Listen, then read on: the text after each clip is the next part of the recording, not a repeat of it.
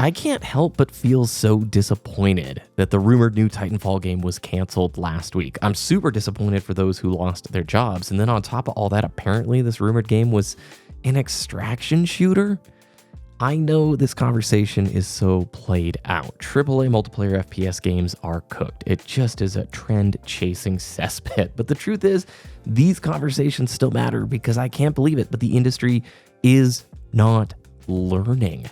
Look, I've taken a step back from multiplayer FPS games this last year, and honestly, it's been a really good reset. It's been freeing in many ways, but if there's one game from the last decade I would hold up as the gold standard, it's Titanfall 2. And you know this if you've watched the channel. The game had everything, like the old traditional FPS style, a phenomenal campaign, a slick creative movement system, replayability in a multiplayer mode that actually respected your time. It was designed with fun in mind, and in my eyes, it is the last truly great traditional FPS game that we have received. One with heart and polish, incredible post-launch support, none of this battle pass stuff, it wasn't over-monetized, and now we have been moving in the complete opposite direction. We're watching publishers chase trends that peaked years ago. Extraction shooters, battle passes, bloated roadmaps, and the games themselves often feel soulless and completely interchangeable. Even Nintendo jumping to the $80 price point. Now with Xbox following suit, and you know PlayStation's not far behind, it just feels like it is so out of touch with where gamers are at right now. But then there's games like Expedition 33. A $50 passion project from a mid-sized team that's delivering something fresh and unique and actually worth your time. Same thing with Steam. Crazy value, a massive library, no nonsense, and the contrast between what smaller devs are doing and what big studios are pumping out is pretty hard to ignore at this point. Studios like Embark, the folks behind the finals, their new project, Arc Raiders. It's an extraction shooter, but here's the thing, it actually looks good. A team with a vision, building something they believe in rather than just chasing the trend, and you can see the difference. Meanwhile, Marathon, Bungie's upcoming extraction shooter, looks fine. It might be good, but it doesn't really feel that inspired. And that's coming from somebody who built a huge part of this channel covering Halo and Destiny. I want to believe, but I don't see that spark right now. It feels clearly like they are chasing a trend. And honestly, that's the problem. The industry is still chasing that Fortnite dream. They're chasing that trend instead of chasing fun. They overcharge, they underdeliver, they build for the trends and not for people, and they forget what actually makes a good game. Creativity, clarity of vision, and a fair price. There are so few multiplayer FPS games today that feel like they were made by a team with something to say, something they love, something that they want you to love, rather than you to just pay for forever. And I said this on a recent Dual Comm episode with Epos Fox, and I wanted to share that clip here because if you've watched this channel for any length of time, you know how much Titanfall means to me, and I know for many of you, it is that hallmark, that big, amazing FPS game. And seeing yet another extraction shooter concept get axed or just mushed into this trend-chasing nonsense, it's frustrating and disappointing, and I think it's worth talking about. EA just laid off a significant number of people. I'm trying to get the exact number. It was like hundreds, I think. That sucks. And then, of course, canceled. Yeah, so between 300 and 400 staff, 100 of which were at Respawn, which, when we think back to the Respawn we were so stoked on forever ago, I don't even think they were 100 people in the first place. So yeah, that kind of shows the bloat that happens too. But like 300 to 400 people, including 100 at Respawn, and they canceled an in early development Titanfall extraction shooter, which no one was asking for. But because one or two games found a lot of success for, these studios keep pushing to make them. And then when they run out of money, having this many extra people developing these projects that aren't going to make money, everyone loses their jobs and the game gets canceled instead of just making another good Titanfall that might have sold a couple 100,000 copies. I don't want to overinflate Titanfall's success, but like I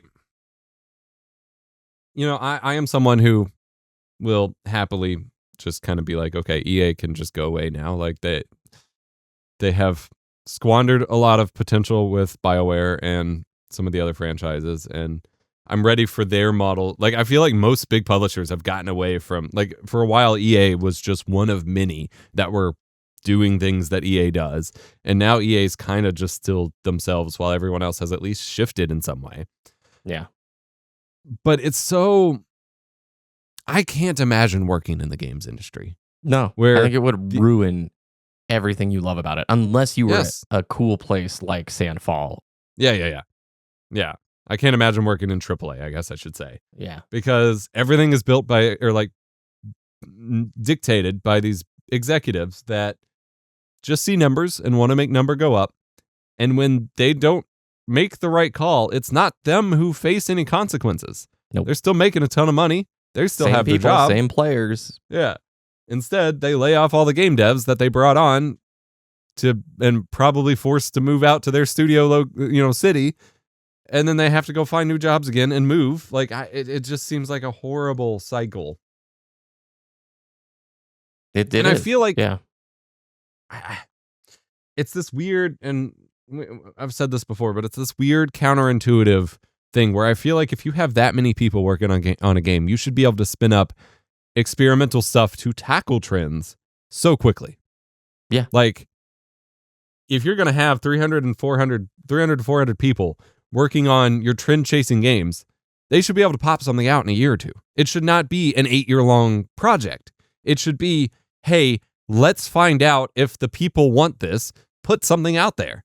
Not, and I said the same thing about Halo. Like, I do not understand why we're spending 10 years making a Halo game when fans are making Halo VR experiences in a matter of months, and I would pay for that.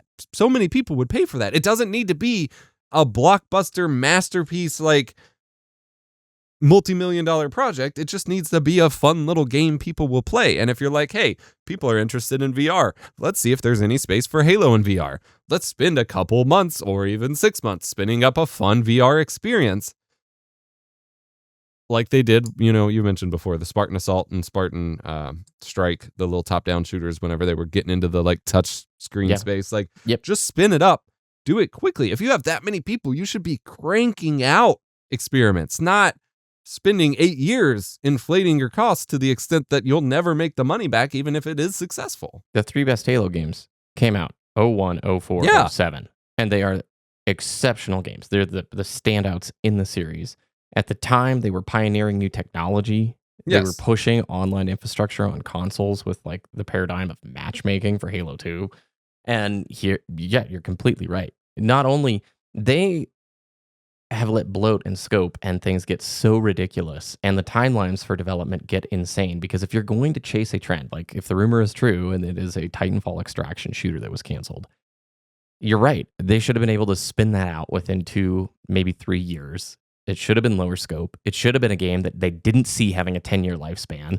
They saw it maybe having, a 3-year lifespan, super supportive, and then they bring in a new or a follow-up title that benefits the game, but this 10-year thing is not going to work. Because I just looked it up on Google Trends. Escape from Tarkov, the absolute height of the interest for the search traffic for that game was in February 2020. It's been a steady decline since then.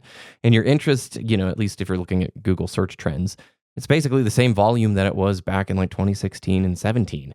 So by the time your extraction shooter comes out, same thing with Marathon, and you've got all of these people putting this out because the developers thought, oh, Tarkov's hot, extraction shooters are cool, like this is the new wave to ride.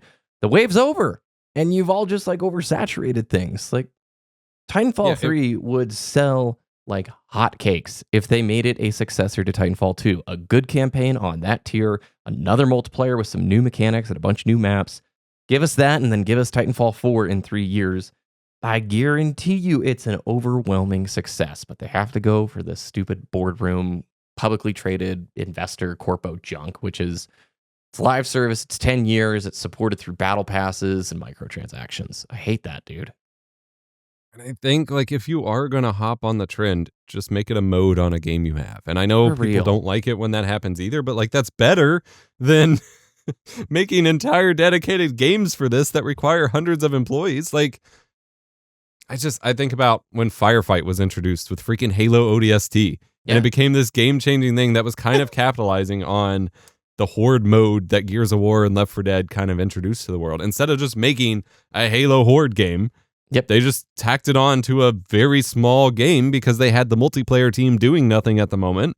Like, it should be that easy. And I looked it up. Halo 3 was made with under 120 employees. Now, I don't want to understate how poorly Bungie was managed even during the first 3 Halo games. If you watch the Vidocs and like look into it, like just mega like overtime and stuff. Yeah, they are not a shining example of things to do. But the fact that they could do it in that short amount of time with that number of employees further to me iterates that you should not have the amount of bloat that we have in virtually any current AAA space without cranking out games. Because ultimately, more time spent on game versus more games released, the more time spent on game is less profitable no matter what game you release. I don't know how long Claire Obscure Expedition 33 was under development, but it was a team of like 30 people. And so they clearly scoped what was realistic and they stuck with it. Same thing with Baldur's Gate 3. The games that do set that realistic, we can have sick games like Halo 3 again. And I don't get the argument that it's like, no, it takes 10 years. It's so different now. It's you don't get it, Dragoon. I don't want the 10-year game if it means I wait 10 years for it. Yeah, right. If it's that different for the studio, then the studio is the problem. It's not the industry. And I mean, it's like dead anyway, and it's been 3 or 4 years, right? Yeah, and we continue to have examples. I mean, we've had Larian with Baldur's Gate. I mean, even freaking Balatro was made by like one guy. Like, obviously, it is a small roguelike card game, but like, each niche has a type of game that plays to it really, really well. And if EA tried to make a Balatro, it would still be like 100 employees and multiple years of development and not just make a fun little card game with something innovative. Yeah. Like that. I've said this before over and over on the show. I do not know how you can be an executive in this space. Like, to me, if I go into a niche, like making YouTube videos or whatever, I'm going to look at what's actually successful and think, what do I need to do to replicate that? And with gaming, over and over, it's make a really good game in a reasonable amount of time and sell it and let people play it and don't force them to do stuff. That is repeatedly the path to success that AA and indie devs are making riches from. And instead they look at, I don't know, like Fortnite, and they're just like, that's it. Like, you need to see what more than one person is like. You can't look at Mr. Beast and be like, that's going to be my YouTube channel. If you're not rich. Yet so many people chased that ultra retention editing, absurd spectacle style. All of the guru channels are like, you need to make videos like Mr. Beast, and it ruined an entire like 2 years of content for a lot of people. And the moment he like started chilling out the retention editing, people will chase those trends. And I think the corpo big publishers, they're just reading the line item spreadsheet of the money earned and the engagement hours spent and going, we need that because that will attract more people to buy the share. I don't know if AAA can recover like on the broader scale, at least like the main big publishers like EA, Ubisoft, those kinds of things. I don't know if there's a path to fixing itself. I think we see examples where this is still done better. Like, look at all of Sony's studios, like Insomniac and Santa Monica, and obviously their in-house kind of association with teams like Team Asobi for Astrobot. Like, they're pushing the big kind of corporate value and tech demos, but they are also making good games that people enjoy. But outside of that, I mean, I think we have FPS is cooked at AAA. It's cooked. I think it's basically the mobile game sector at this point. It's pure trend chasing. It's only about the money, and I just don't see many inspired original games coming out of that space, right? It's just mediocre. You can't make a food dish that every single person at the table is going to enjoy, you know? I think that's this weird contradiction of like, video gaming is really cool now, in public opinion. And like in many ways, that broad appeal has granted us the ability for it to appeal to more people. But also it feels less cool to those of us who were around before because it no longer appeals specifically to any person. It only appeals to an amalgamation of what a person should be.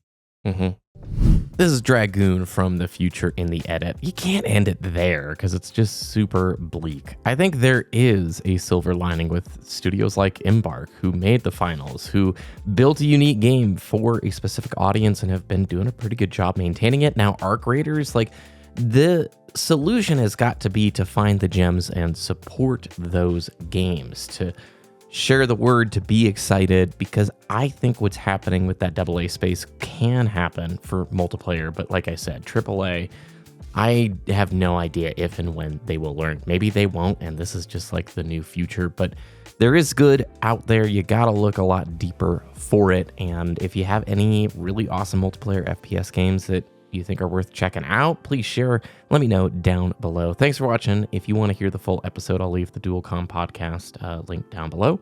Have a great rest of your day, and I will see you again very soon.